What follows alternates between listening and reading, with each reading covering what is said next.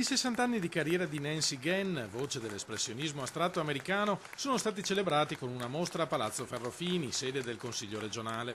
Al termine dell'esposizione, l'artista californiana ha voluto donare alla regione una delle sue opere in segno di gratitudine.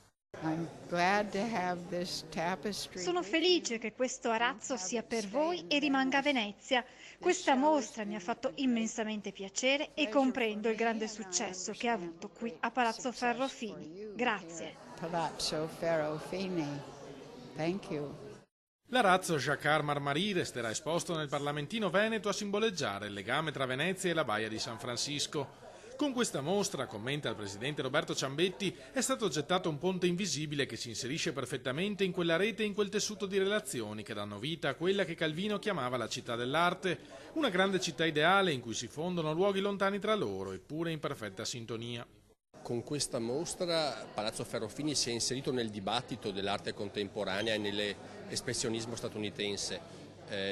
Abbiamo avuto tantissimi visitatori, un successo per un pubblico anche molto qualificato e molto specializzato.